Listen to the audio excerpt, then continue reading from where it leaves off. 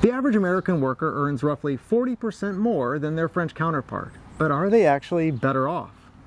Beneath the surface of these two wealthy, free market, highly developed nations lies a surprising twist. While Americans rake in higher incomes, the French carry far less debt. Why? Hi, I'm Raina. I'm Jason. We're Baguette Bound. After 2 years of living in France, we noticed a striking difference in how the French handle personal finance compared to what we grew up with in the United States. In America, debt is often seen as just this unavoidable, accepted part of getting through life. I mean, you need it to go to college, buy cars or a house, and sometimes even to have surgery. In France, though, we noticed it's a completely different story. This video is about 4 specific things that work differently in French society and lead to individuals carrying far less debt and having a lot less stress than Americans. To start, number 1, there's no credit scores in France. In the US, your credit score is literally a grade or a score assigned to you by a private monitoring company, and businesses use to judge how risky you are to loan money to. It's like it's their guess in the form of a number at how likely you are to pay back the money that you owe. The only way to create a credit history for these companies to be able to base your score on is to take out some type of debt and make payments on them. So you're creating a record that they can access and judge you on. Your credit score determines things like your eligibility for loans, but also apartment rentals, and it can even be used by employers during the hiring process. This thing follows you everywhere. Everywhere, yeah. So obtaining a credit card or a small loan is an essential part of a financial starting point for American teenagers or young adults in order to begin building their all-important credit history. Yeah. This really starts this culture of responsible debt, right? It's so prevalent in the US. It's like common financial wisdom that debt is an important part of building your financial future. And it all starts with this credit score. Yeah. So you can imagine our shock that this integral part of American financial life we had known our entire lives doesn't exist in France. They don't have one. No. So what do they do instead? What we discovered is that usually in France, a permanent work contract shows that you are gainfully employed, and it serves as the proof that you make enough money to afford the rent or the mortgage that you're applying for. In some situations, the institution or landlord may ask for something called a grantor, which would be kind of what we would call a cosigner in the US. This is also why a personal relationship with a bank is really important in France. There's a lot more discretion involved in giving loans because, for better or worse, there is no standardized national metric that is following you around and every bank is judging you by. Because this doesn't exist, French people, they feel a lot less need to take on debt like Americans do simply as a demonstration of their virtue to future banks or landlords or employers they might have to interact with. Speaking of consumer debt, number 2, let's talk about credit cards. Or actually the fact that there just aren't any in France. Nope. The moment we realized credit cards are not the same in France as in the US was when our French banker asked if we wanted one. Well, sure. Oh? But to us as Americans, a credit card is an open line of unsecured credit that can be used anytime for almost any reason and paid back in small monthly installments as you see fit. There's always a very high interest on any unpaid balance at the end of the month. Credit cards are a very flexible way to access sometimes very large amounts of debt when you need or want something that you just don't have the cash for. So it's basically like an anytime loan, an expensive one, for almost anything you want. Maybe a trip to McDonald's, Could need be. a burger, a couch, a new sweater, a whole vacation, anything. I mean, it's all available, and the credit card company really doesn't care what you use it for, as long as you make a small minimum payment at the end of each month. So, was this the kind of credit card that our French banker was offering? Oh no.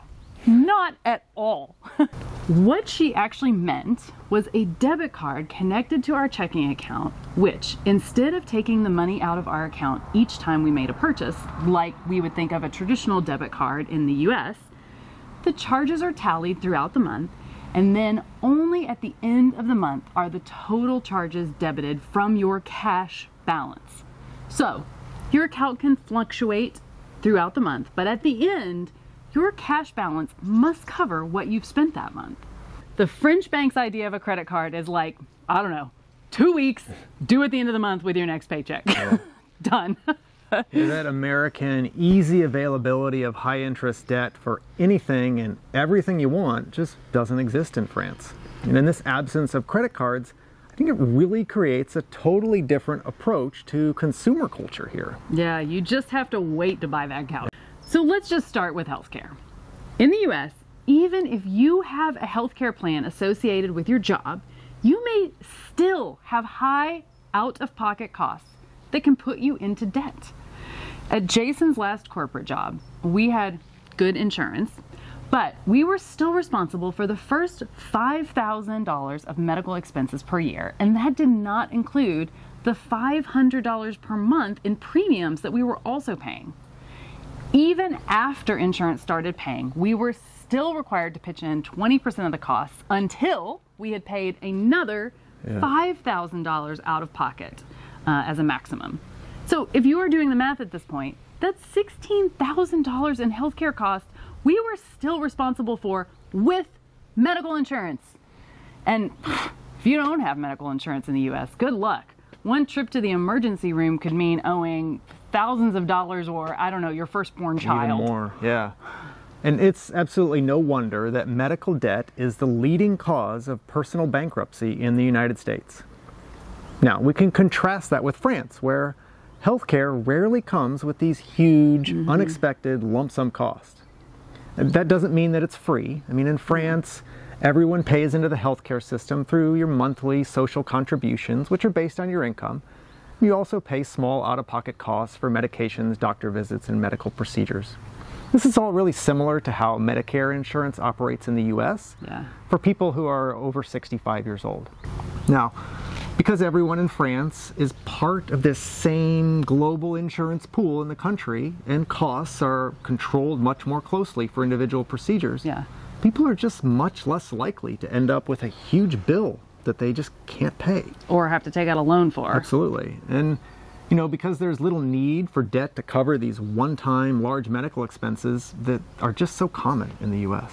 Probably the biggest debt that households carry is their housing debt. You know, and I think there's this stigma in the US that part of being successful means that you don't rent. You own your house. But there's also a lot of social pressure to keep buying newer, bigger houses throughout maybe your entire life to show that you're doing well financially, you know, the keeping up with the Joneses. There's a reason people always talk about how Warren Buffett still lives in his original house. It's shocking to Americans. He might be the only man in America. The term starter home even is so well ingrained in the American psyche. You aren't really buying a home to live in, at least not for the long term. Instead, it's just an investment. You'll sell it later in order to buy a bigger, more expensive, better, nicer house. And you know, that means that it's really common to never really make a lot of progress on paying off your house loan, because you just roll your current house loan into your next house loan. Right. This idea of having housing debt until you die shows up in the stats too. Home ownership rates in the US and France are pretty similar, and actually the US looks pretty good here if you're just comparing these numbers on their face. Look, they're doing great. But there's one big difference. So American homeowners might be more likely to own a home, but they're twice as likely to owe the bank a bunch of money. Which, doesn't that really mean the bank owns a home? But in contrast, 37% of French households own their homes outright. That's a lot less debt in total. Yeah, it is. You know, but if you understand American culture, this probably doesn't feel surprising. There's just a lot of social pressure around this stuff. I think, you know, we think back to our first home purchase, and while it wasn't a bad house, it also wasn't necessarily the best idea financially at the time. It probably wasn't even a good idea. But it felt like the thing we were supposed to do in our 20s. We were starting our lives. It's time to buy a house and take on some debt. Yeah. I don't think that this American instinct around buying a house ever leaves you. Yeah. When people contact us about moving to France for consults, often one of the first things on their mind is buying a house, even when they aren't sure which part of France they want to live in yet. There's something like in our American psyche that tells us if we just own a little piece of somewhere, everything else is going to be okay. We've got a house. Yeah.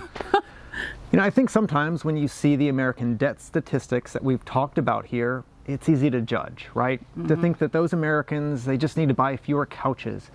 Just make better choices, people. But really, this is a systemic problem that Americans are kind of forced to deal with. Yeah. They can't just individually solve this every day with better couch choices. No. But I think it all felt so normal when we lived in the US before we were able to live in a different culture and kind of see it from a very different perspective. Yeah. So, if you're thinking about moving to France and have questions, check out our website for ways that we can help. We do take credit cards. Kidding. Well, but we do actually. We do. Yeah. Thanks for watching. A bientôt.